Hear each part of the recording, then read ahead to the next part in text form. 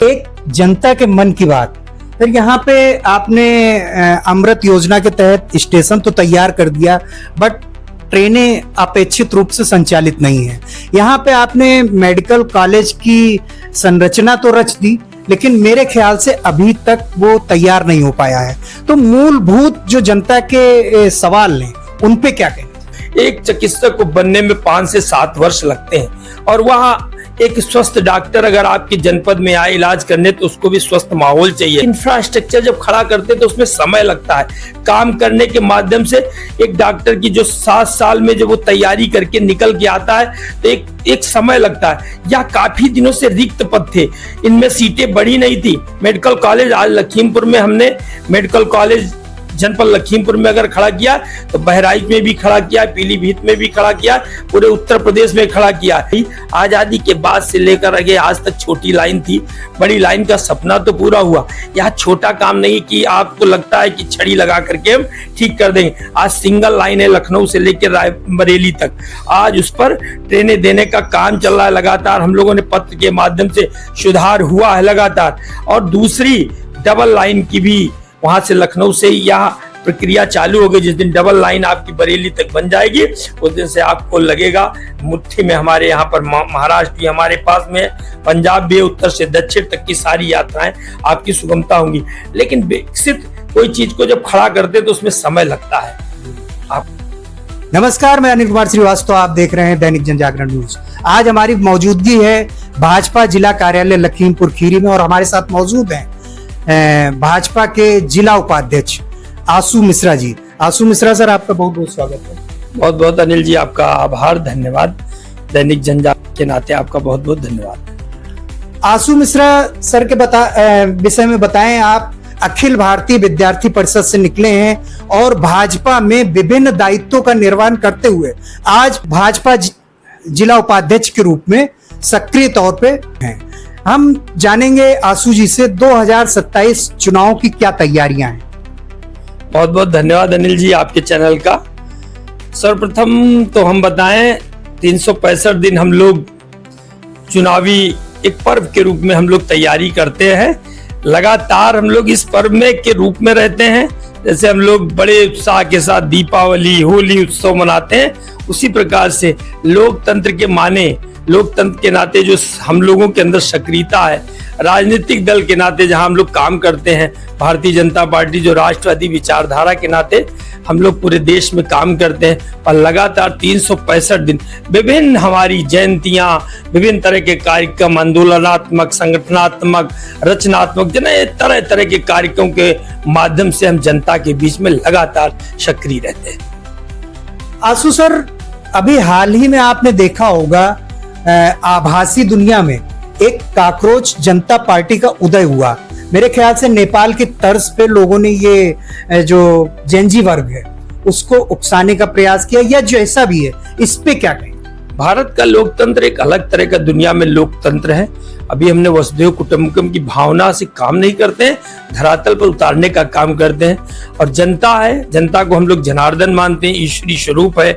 नर में के रूप में हम नारायण के रूप में उसकी पूजा करते हैं। पंडित दीनदयाल जी का नारा है अंत्योदय, अंतिम व्यक्ति का उत्थान करना। आज अंतिम व्यक्ति तक पहुंचने का काम किया है, उसके जीवन स्तर को उठाने का काम किया है। लगातार हम लोग उसके जीवन स्तर में आज सुधार आया है। आज दुनिया में बड़े बड़े देश जो हैं, जो विकसित राष्ट्र बने बैठे हैं, वह देख रहे हैं कि ये हम में और भारत में क्या अंतर है। आज भारत दिखाई दे रहा है अलग जन चेतना के रूप से, इंफ्रास्ट्रक्चर के रूप में, डिजिटलीकरण के माध्यम। एक कभी विकास का मॉडल जब बनाने की योजना रचते हैं ना, तो उसका आयाम बनाते बनाते धीरे धीरे काफी समय लगता है। आज हमने जो खींचा था 2014 में भारत के परम आदरणीय यशस्वी प्रधानमंत्री नरेंद्र मोदी जी के साथ में हम लोगों ने 2014 में जब शपथ लिए थे, उन्होंने कहा था कि आप प्रधान सेवक सदैव गरीब के लिए काम करेगा और लगातार इस देश के लिए समर्पित हैं। लगातार चरय बहती मंत्र के आधार पर मोदी जी काम कर रहे हैं। आज दुनिया को भारत एक ऐसा दुनिया का देश दिखाई पड़ रहा है जो सभी देश समझते हैं आने वाली दिनों में दुनिया का नेतृत्व करने वाला विश्व गुरु बनने की राह में अगर कोई है तो भारत देश। सर, एक जनता के मन की बात। सर यहाँ पे आपने अमृत योजना के तहत स्टेशन तो तैयार कर दिया, बट ट्रेनें अपेक्षित रूप से संचालित नहीं है। यहाँ पे आपने मेडिकल कॉलेज की संरचना तो रच दी, लेकिन मेरे ख्याल से अभी तक वो तैयार नहीं हो पाया है। तो मूलभूत जो जनता के सवाल हैं उन पे क्या कहें?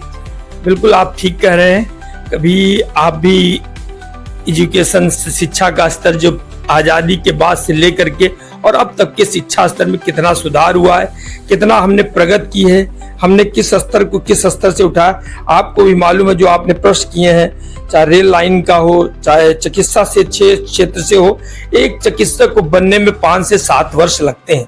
और वहाँ एक स्वस्थ डॉक्टर अगर आपके जनपद में आए इलाज करने, तो उसको भी स्वस्थ माहौल चाहिए। जैसे कभी मेडिकल कॉलेज उत्तर प्रदेश में कितने होते थे, भारत में कितने होते थे, आज उनकी संख्या कई गुना वृद्धि हुई। एक इंफ्रास्ट्रक्चर जब खड़ा करते हैं तो उसमें समय लगता है। काम करने के माध्यम से एक डॉक्टर की जो 7 साल में जब वो तैयारी करके निकल के आता है, तो एक समय लगता है। या काफी दिनों से रिक्त पद थे, इनमें सीटें बढ़ी नहीं थी। मेडिकल कॉलेज आज लखीमपुर में हमने मेडिकल कॉलेज जनपद लखीमपुर में अगर खड़ा किया, तो बहराइच में भी खड़ा किया, पीलीभीत में भी खड़ा किया, पूरे उत्तर प्रदेश में खड़ा किया। तो अगर इस माध्यम से एक प्रयास हुआ है कि यह चीज आपको इसके शिक्षा क्षेत्र हो या चिकित्सा क्षेत्र, इसके आपको लगातार परिवर्तन दिखाई देंगे। रही बात आपने रेल लाइन की कही, आजादी के बाद से लेकर आगे आज तक छोटी लाइन थी, बड़ी लाइन का सपना तो पूरा हुआ। यह छोटा काम नहीं कि आपको लगता है कि छड़ी लगा करके हम ठीक कर देंगे। आज सिंगल लाइन है लखनऊ से लेकर रायबरेली तक, आज उस पर ट्रेनें देने का काम चल रहा है लगातार। हम लोगों ने पत्र के माध्यम से सुधार हुआ है लगातार। और दूसरी डबल लाइन की भी वहां से लखनऊ से यह प्रक्रिया चालू हो गई। जिस दिन डबल लाइन आपकी बरेली तक बन जाएगी, उस दिन से आपको लगेगा मुट्ठी में हमारे यहाँ पर महाराष्ट्र भी हमारे पास में है, पंजाब भी, उत्तर से दक्षिण तक की सारी यात्राएं आपकी सुगमता होंगी। लेकिन विकसित कोई चीज को जब खड़ा करते हैं तो उसमें समय लगता है। आप सर, हम अगले सवालों की तरफ बढ़ें उससे पहले आपसे अपील करना चाहेंगे, यूं ही हमें देखते रहने के लिए लाइक सब्सक्राइब जरूर करें, क्योंकि आपका सब्सक्रिप्शन हमारे मनोबल को बढ़ाएगा और हमें आगे बढ़ने के लिए प्रेरित करेगा। सर, आपको जन जागरण के मंच पर कैसे? जन जागरण एक बहुत अच्छा मंत्र है। अब मैं देखता रहता हूं, आप लगातार हर क्षेत्र में, चाहे साइंटिस्ट क्षेत्र हो, चाहे किसान क्षेत्र हो, चाहे विद्यार्थियों का अखिल भारतीय विद्यालय, आप लगातार जन जागरण के माध्यम से सबके पास पहुंचते हैं। और आपका इंटरव्यू बहुत सराहनीय, समाज के लिए एक अच्छा संदेश है। और आपके दैनिक जन जागरण के माध्यम से मैं आपको बहुत धन्यवाद देता हूं। इसी तरह साक्षात्कार लोगों से करते रहेंगे। जो समाज की छोटी मोटी चीजें हैं, बड़ी बड़ी चीजें, वह निकल करके आपके चैनल माध्यम से आती हैं। तो आपके चैनल का बहुत बहुत आभार करता। एक प्रश्न और आपने पूछा था, कॉकरोच पार्टी वाला मेरे से हुआ। कॉकरोच पार्टी पर मैं कहना चाहूंगा कि एक छोटी सी घटना सुनाऊंगा 1-2 मिनट की। कि एक बार पीपल का पेड़ था, उस पर कई तरह की बेलों ने अपना उसको घेर लिया, चारों तरफ से उसको बांध लिया। और कुछ दिनों के बाद वो बेल बोली पीपल से, देख पीपल, तेरे से कम समय में मैं आई थी और तुझको मैं अपने में बांध लिया। तो पीपल बोला, ए बेल तू भूल गई, ना जाने तेरी जैसे कितनी बेलें हम पर आती हैं और तेरे से जब बढ़ करके मेरे को लपेट लेती तो यही बोलती हैं, अपने वो अहम में आ जाती हैं, मैं कह सकता हूं अहंकार में आ जाती और बोलती मैंने तुझको अपने में बांध लिया। तो ये बेल, तेरा अब अंतिम समय आ गया है, तू कुछ दिनों बाद नष्ट हो जाएगी, सूख जाएगी। और इसी तरह से वह आपका समय खत्म हो गया। तो कॉकरोच जैसी जने कितनी छोटी छोटी पार्टियां आएंगी, पीपल के बट की तरह हम लोग खड़े हैं, बट बरगद की तरह, पीपल की तरह हम लोग खड़े हैं। हमेशा छाया दिए, लोगों को स्वस्थ माहौल में जीने की, लोकतंत्र को एक अच्छी दिशा देने का काम किए। प्रथम राष्ट्रवाद है, सेकंड पे हमारा दल है, तीसरे पे हम खड़े। इसी माध्यम से जनता को हम लगातार जनता के बीच में रहकर सुख दुख के हम लोग साथी बनकर काम करते हैं। और यह मेरा वसुधैव कुटुंबकम एक परिवार है। मैं आज के अवसर पर आपको मैं बहुत धन्यवाद देता हूं। आप भारतीय जनता पार्टी कार्यालय पर आए, हम लोगों को आपने से जोड़ने का एक जो दैनिक जन जागरण माध्यम बना रखा है, इसके लिए आपका बहुत बहुत तहे दिल से मैं आपका आभार व्यक्त करता हूं। सर, चलते चलते जनता के नाम कोई संदेश? बस जनता ने, अगर इस राष्ट्र के 2 मनीषी हमारे इस समय हैं, एक उत्तर प्रदेश के यशस्वी मुख्यमंत्री योगी आदित्यनाथ जिस तरह से राष्ट्र ऋषि के रूप में काम कर रहे हैं, लगातार उत्तर प्रदेश आज भारत के अंदर एक अपना अलग स्थान अर्जित किया। मैं आज के अवसर पर जनता से यही अपील करना चाहिए, जिस तरह से योगी जी को मजबूत किया है मोदी जी को, इसी तरह इन राष्ट्र पुरुषों को मजबूत करते रहें। देश पुनः परम वैभव की तरफ बढ़ेगा, विश्व गुरु बनेगा। इन्हीं शुभकामनाओं के साथ मैं आपका बहुत बहुत धन्यवाद। तो आप सुन रहे थे भाजपा जिला उपाध्यक्ष आशु मिश्रा को, किस तरीके से उन्होंने मोदी और योगी को सियासी संत की व्याख्या दी। तो आपने पूरा वीडियो सुना, उसके लिए तहे दिल से शुक्रिया। यूं ही हमें देखते रहने के लिए लाइक सब्सक्राइब जरूर करें, क्योंकि आपका सब्सक्रिप्शन हमारे मनोबल को बढ़ाएगा और हमें आगे बढ़ने के लिए प्रेरित करेगा। तब तक के लिए धन्यवाद, नमस्कार, मिलते हैं अगले वीडियो में।